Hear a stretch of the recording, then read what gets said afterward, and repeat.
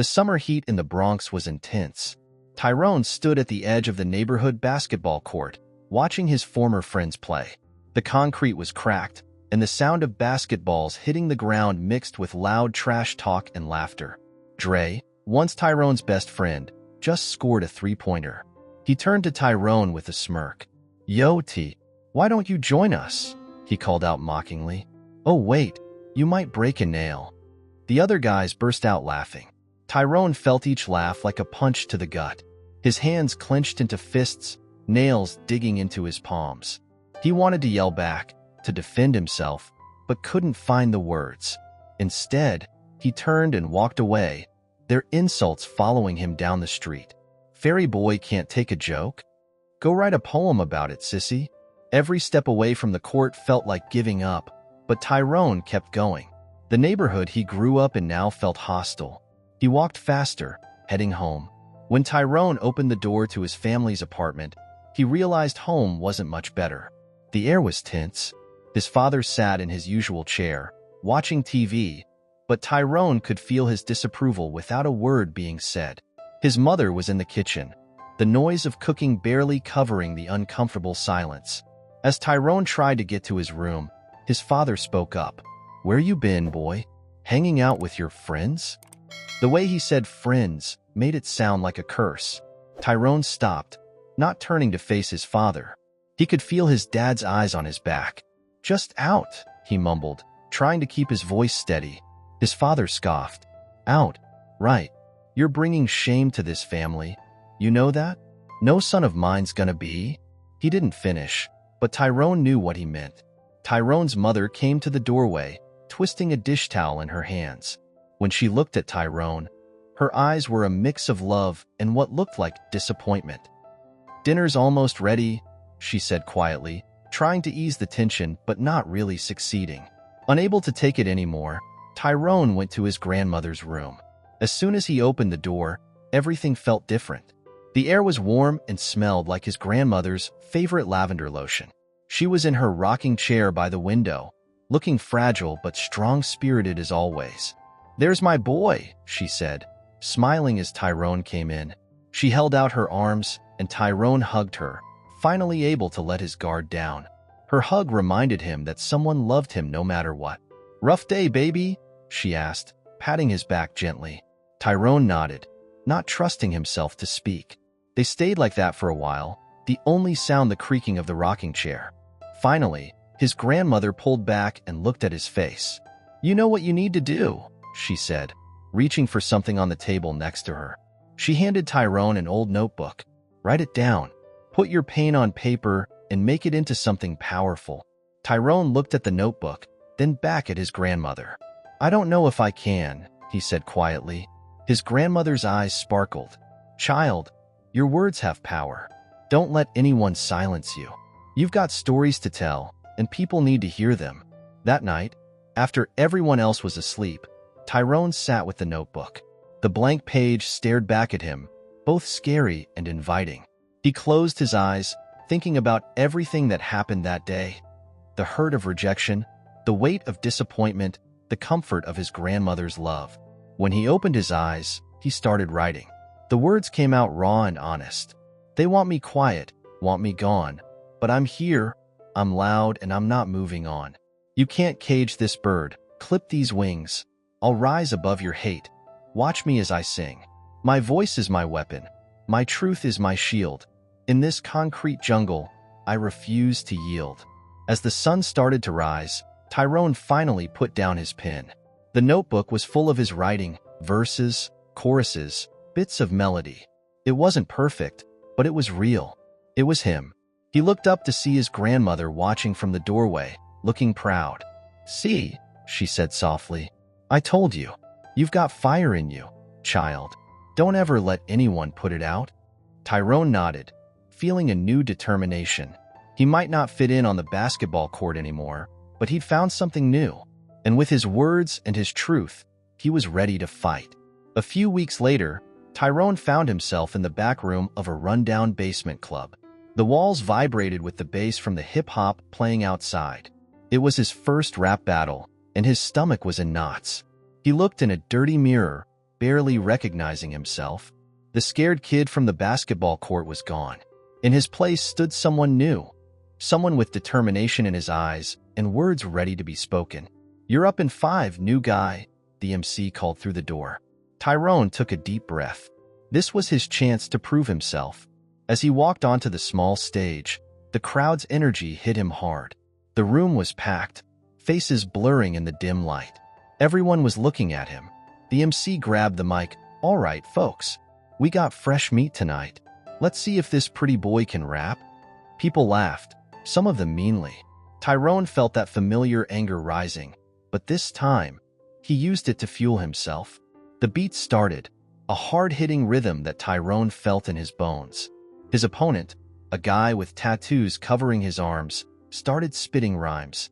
The words were harsh, full of the usual insults, calling Tyrone soft, weak, a joke. For a moment, Tyrone froze. Then he heard his grandmother's voice in his head. "You've got fire in you, child." He grabbed the mic. "You think you know me? You don't know shit," Tyrone began, his voice growing stronger with each word.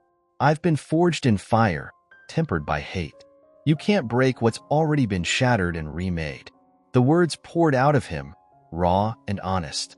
He rapped about the pain of rejection, the strength he'd found in his differences, the power of staying true to himself.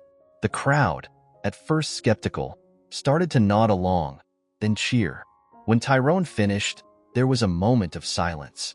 Then the room erupted. People were shouting, clapping, stamping their feet. The MC looked shocked. "Damn, kid," he said, grinning. "Where'd you learn to spit like that?" Tyrone, breathing hard, just shook his head. He couldn't explain that every word came from years of pain, from nights spent writing in his grandmother's notebook, from the fire she always said he had. As he stepped off the stage, still buzzing from the adrenaline, a tall woman approached him. She had striking features and an air of confidence that made people move out of her way.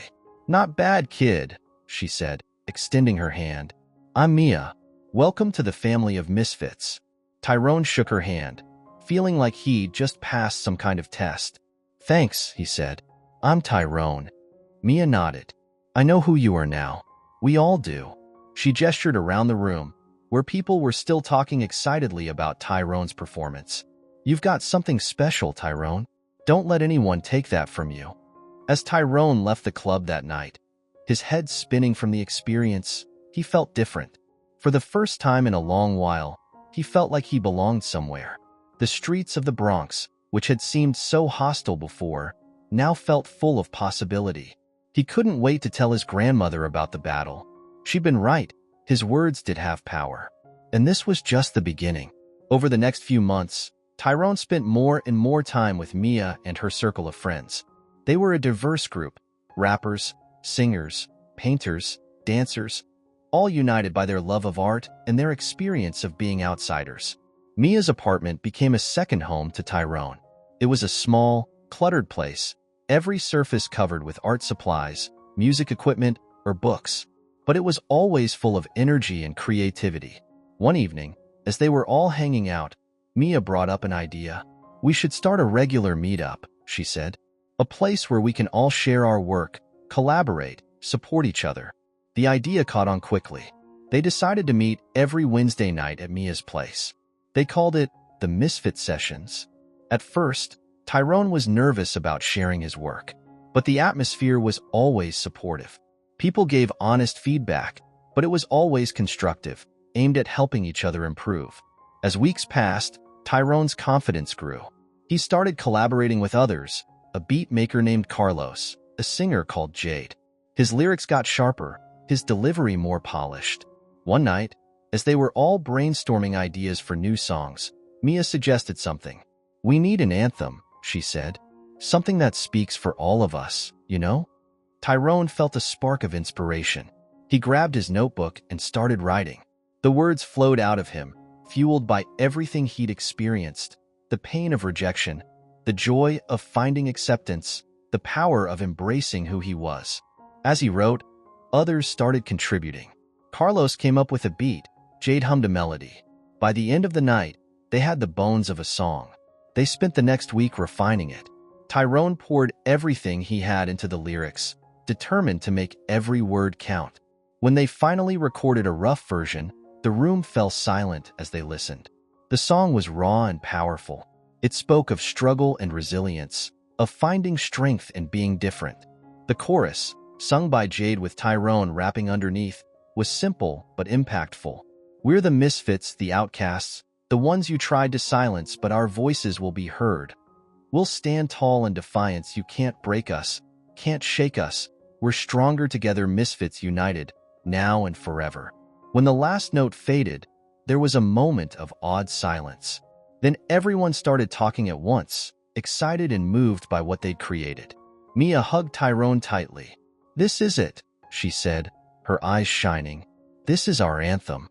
In the days that followed, they polished the song, recorded a better version. Mia, who had connections in the local music scene, started sharing it around. The response was immediate and overwhelming. People connected with the song's message of resilience and self-acceptance. It started playing in clubs, at parties, on local radio stations. For Tyrone, it was a surreal experience. Walking down the street, he'd hear his own voice coming from car stereos or shops. People he didn't know would come up to him, telling him how much the song meant to them. But more than the recognition, what meant the most to Tyrone was the impact the song was having. He heard stories of kids who found the courage to come out after hearing it, of people who felt less alone knowing there were others like them out there. The anthem became a rallying cry for the misfits and outcasts of the Bronx and beyond. And Tyrone, the boy who once felt so alone and out of place, found himself at the center of a growing movement. As Misfits United gained popularity, Tyrone's reputation in the local rap scene skyrocketed. He was invited to more battles, featured on mixtapes, asked to perform at clubs. His inbox was flooded with messages from fans and aspiring collaborators. One day, as Tyrone was leaving a particularly successful battle, a man in an expensive suit approached him. He introduced himself as Marcus Green, a producer from a major record label. "I've been watching you, Tyrone," Marcus said, his voice smooth and confident. "You've got something special. How would you like to take it to the next level?" Tyrone's heart raced. This was what he'd been dreaming of, a chance at the big time. Marcus laid out an impressive offer: a record deal, professional studio time, marketing support, the works. But as Marcus talked, Tyrone started to feel uneasy. The producer kept using phrases like, "clean up your image," and "broaden your appeal." "We'll need to soften some of your edgier content," Marcus said, his smile never wavering. "Make you more marketable to a mainstream audience. You understand, right?" Tyrone nodded, but inside, he felt conflicted. This was a huge opportunity, but at what cost? He told Marcus he'd think about it and get back to him. That night, Tyrone couldn't sleep.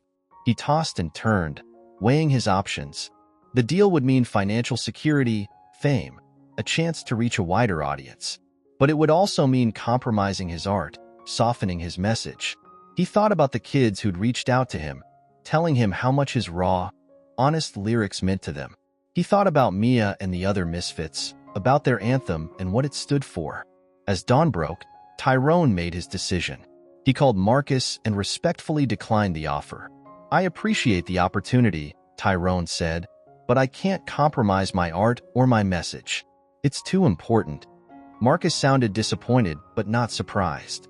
"I respect your decision, Tyrone," he said. "But remember, opportunities like this don't come along every day. You might regret this." After hanging up, Tyrone felt a mix of emotions: relief, fear, pride, uncertainty. Had he made the right choice? Was he throwing away his one shot at making it big? In that moment of doubt, he remembered his grandmother's words: "Stay true to yourself, child. That's the only way to win." Tyrone took a deep breath, feeling a sense of peace settle over him. He might have turned down a chance at mainstream success, but he'd stayed true to himself and his art. And in the end, that was worth more than any record deal.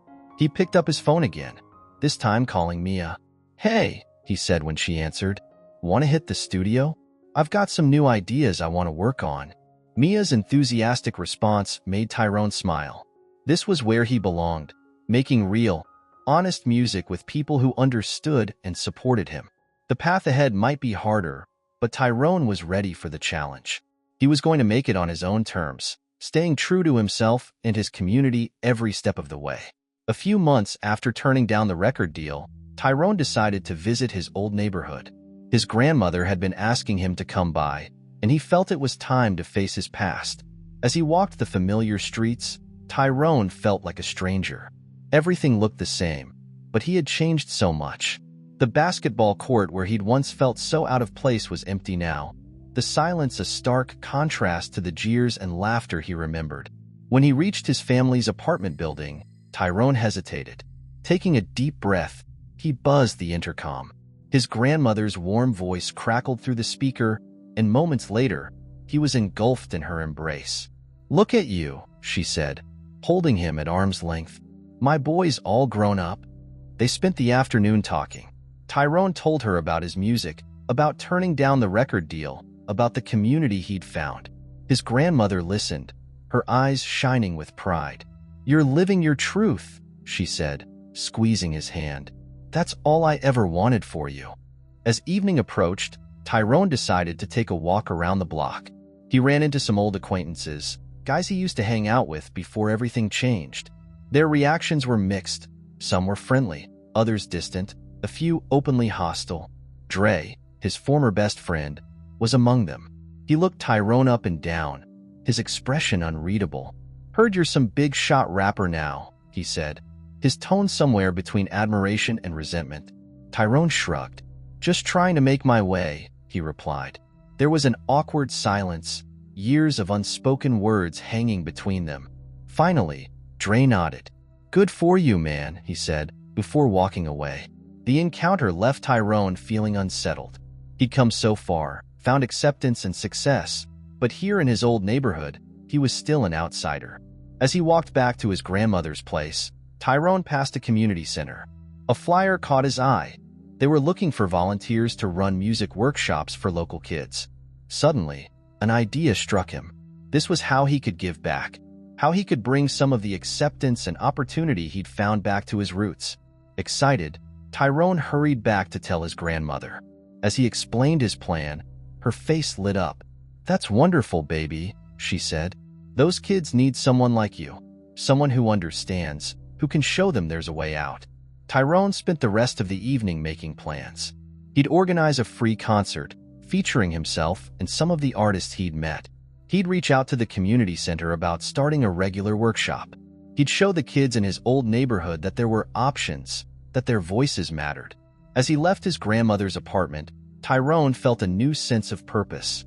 He'd found his place in the world, but he hadn't forgotten where he came from. Now, he had the chance to bridge those two worlds, to be the role model he never had growing up. Walking back through the streets that had once felt so hostile, Tyrone held his head high. He was no longer the scared, confused kid trying to fit in. He was an artist, a voice for the voiceless, and he was ready to make a difference in his community. The day of the concert arrived, bringing with it a mix of excitement and anxiety. Tyrone had spent weeks preparing, coordinating with the community center, reaching out to local artists, and spreading the word throughout the neighborhood. As he stood backstage, peering out at the growing crowd, Tyrone felt the weight of what he was trying to accomplish. This wasn't just a concert, it was a statement, a declaration that kids like him had a place and a voice in this community. Mia appeared at his side, squeezing his shoulder reassuringly. "You ready for this?" she asked. Tyrone nodded, taking a deep breath.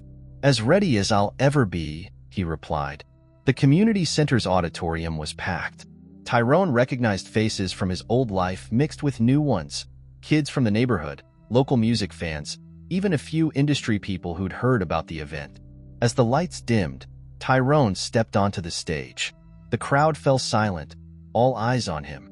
For a moment, he was transported back to that first rap battle, feeling small and unsure. Then he remembered how far he'd come, and his voice rang out strong and clear. "Welcome, everyone," he said. "Tonight isn't about me. It's about us. All of us who've ever felt different, out of place, like we don't belong. Tonight, we're going to show the world that our voices matter." The crowd cheered, and Tyrone felt the energy in the room shift. As he introduced the first act, a young rapper from the local high school. He saw the excitement on the kid's face and knew he was doing the right thing.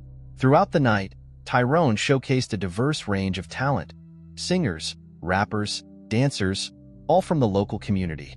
He made sure to introduce each one, telling their stories, highlighting their struggles and triumphs.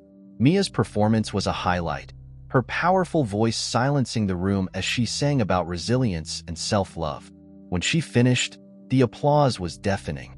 Finally, it was Tyrone's turn to perform. As the opening beats of Misfits United filled the auditorium, the crowd erupted.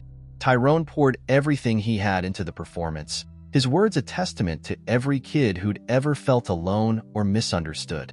As the last notes faded, Tyrone looked out at the audience. He saw tears, smiles, raised fists.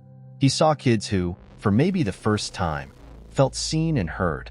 He saw parents beginning to understand their children a little better. He saw a community coming together. After the show, people crowded around, wanting to talk, to share their stories, to thank him. A young boy, no more than 13, pushed his way to the front. "Your music, it made me feel like I'm not alone," the boy said, his voice shaking slightly, like maybe it's okay to be different. Tyrone knelt down to the boy's level. "It is okay," he said firmly. "More than okay. It's what makes you special."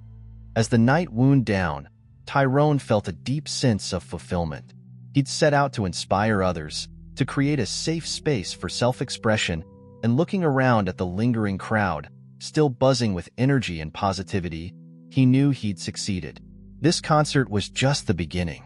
Tyrone was committed to continuing this work, to being a voice and a mentor for kids like him in the community.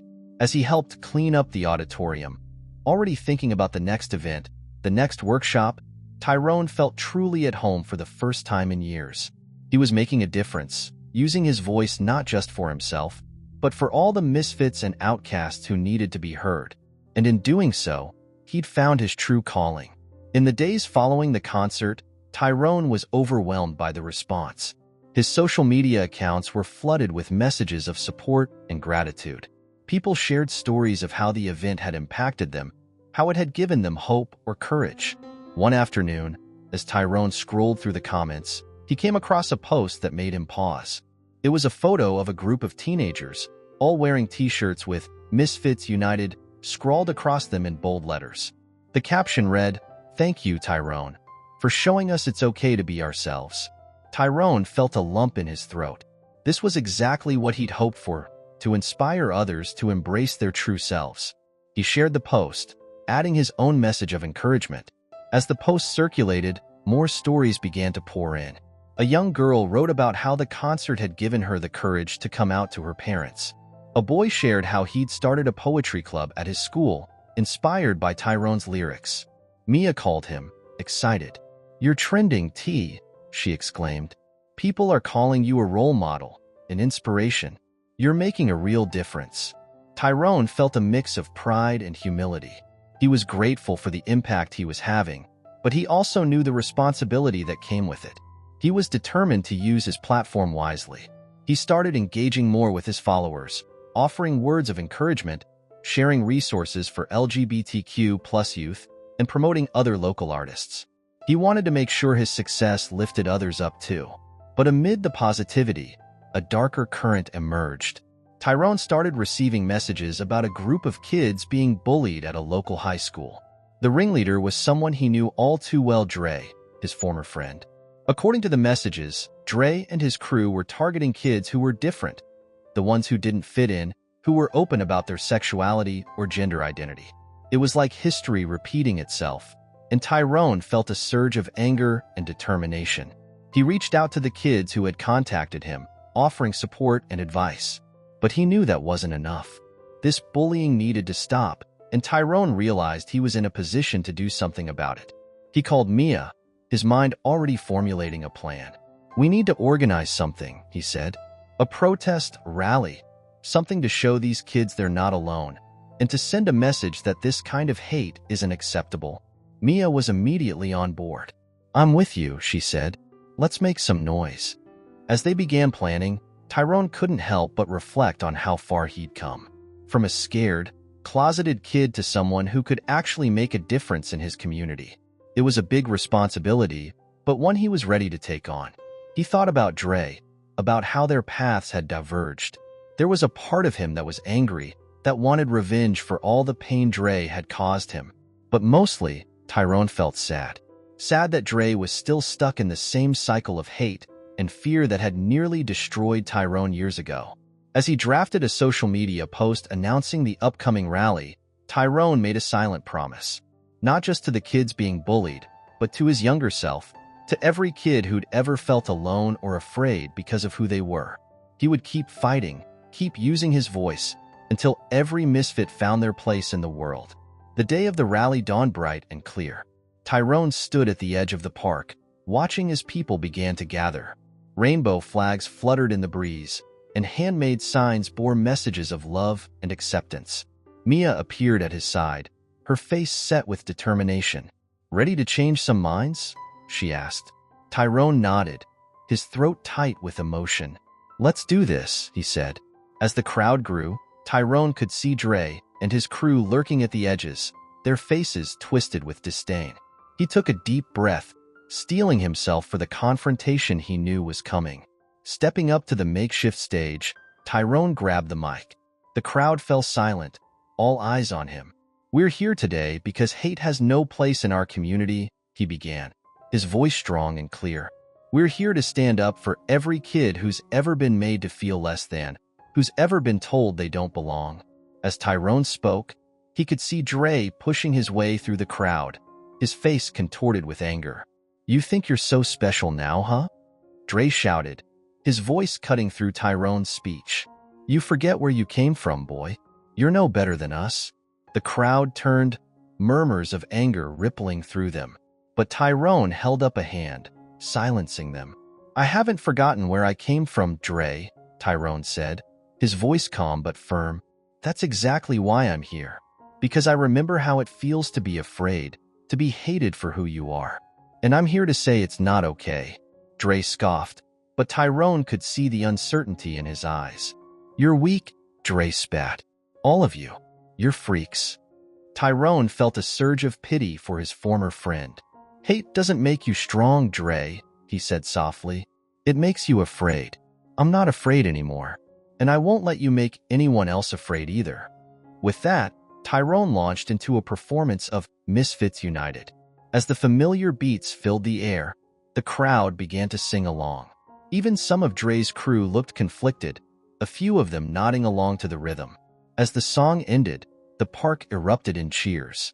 Tyrone could see Dre retreating, his bravado crumbling in the face of such unity and strength.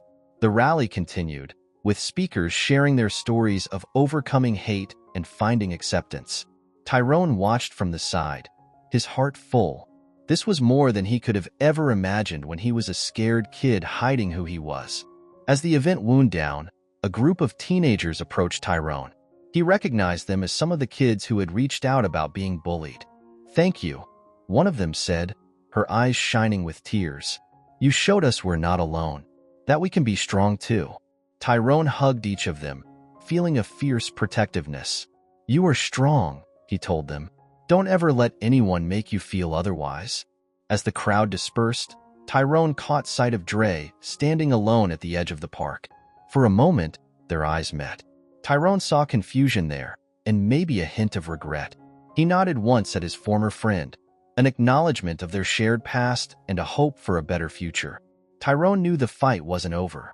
One rally wouldn't erase years of prejudice and fear, but it was a start, and he was committed to seeing it through, to using his voice and his platform to create real change in his community. As he helped clean up the park, already planning the next event, the next step in this ongoing battle, Tyrone felt a sense of purpose stronger than ever before. He was no longer just a rapper, an artist. He was a leader, a voice for the voiceless, and he was ready to take on whatever challenges lay ahead.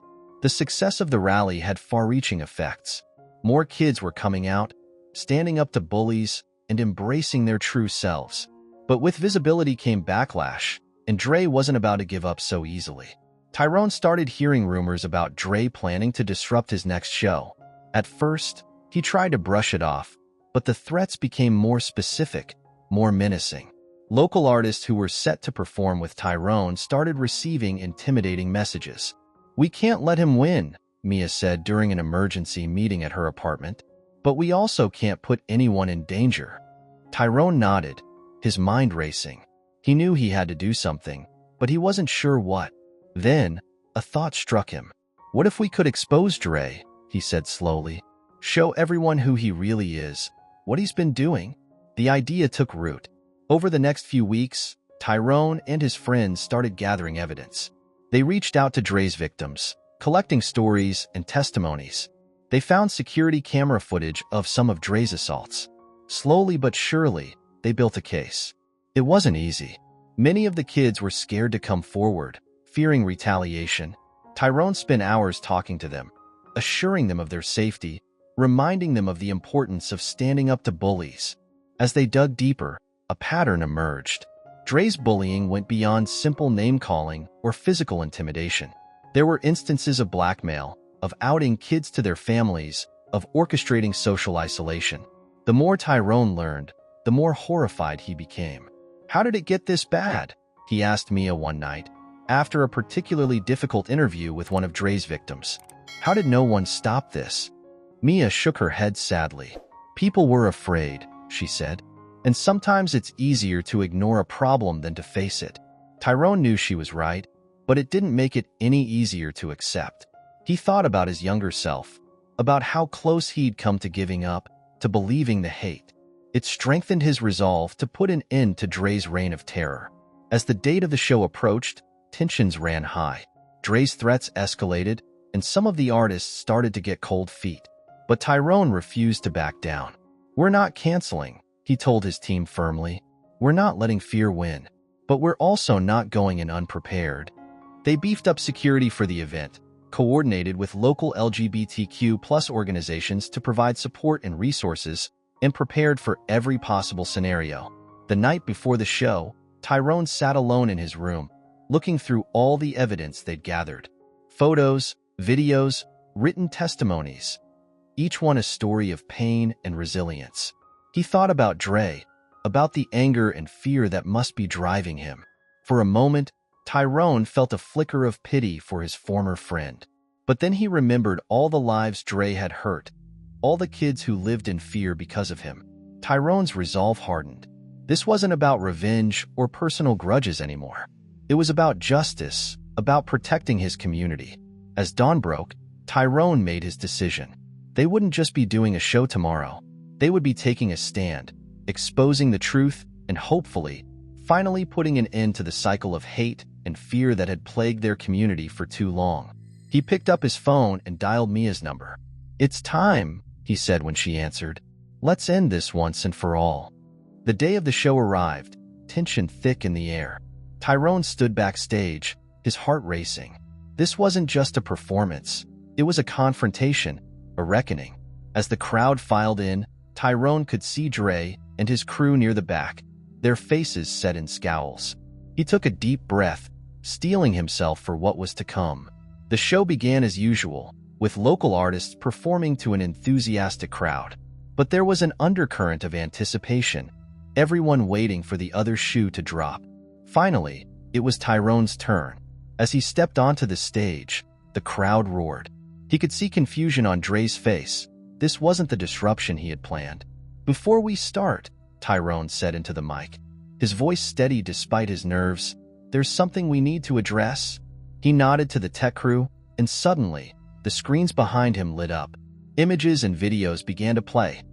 Security camera footage of Dre's assaults, screenshots of threatening messages, faces of kids telling their stories of bullying and fear. The crowd fell silent, shock rippling through the room. Tyrone could see Dre's face contort with rage and panic. "This has to stop," Tyrone said, his voice ringing out in the silence. "The hate, the fear, the violence, it ends now." As he spoke, laying out all the evidence they had gathered, Tyrone could see different reactions in the crowd. Some looked angry, others sad. Many of Dre's own crew looked shocked, as if seeing their leader for the first time. Dre tried to interrupt, to discredit what was being shown, but his voice was drowned out by the murmurs of the crowd. As the last piece of evidence was presented, a hush fell over the room. Tyrone took a deep breath. "I'm not doing this for revenge," he said, his eyes finding Dre in the crowd. "I'm doing this because our community deserves better. Because every single person deserves to feel safe, to be who they are without fear." As he finished speaking, the silence was deafening. Then, slowly, applause began to build. It grew into a roar, a collective voice saying enough is enough. Dre and his crew slunk out, their faces a mix of shame and defiance. Tyrone knew this wasn't the end. There would be consequences, investigations, difficult conversations. But it was a start. In the days that followed, the impact of the revelation was felt throughout the community. Dre faced legal consequences for his actions, and many of his former victims came forward with their stories. But more importantly, there was a shift in the community. People were talking openly about bullying, about acceptance, about creating a safer environment for everyone. Schools implemented new anti-bullying programs, and support groups for LGBTQ+ youth saw a surge in attendance. Record labels came calling again, but this time, they wanted him exactly as he was: bold, honest, and unafraid to tackle difficult issues. As he sat in the studio, preparing to record his first official album, Tyrone thought about his journey. From a scared kid on a basketball court to a voice for his community, he had come so far. But he knew this was just the beginning. He looked down at the lyrics he had written for the album's title track. It was called "Rise Up," a call to action, a promise of a better future. As the producer gave him the signal to start, Tyrone took a deep breath and began to rap, his voice strong and clear, carrying a message of hope and resilience to anyone who needed to hear it. The beat dropped, and Tyrone's words filled the studio, a testament to the power of staying true to oneself and fighting for what's right.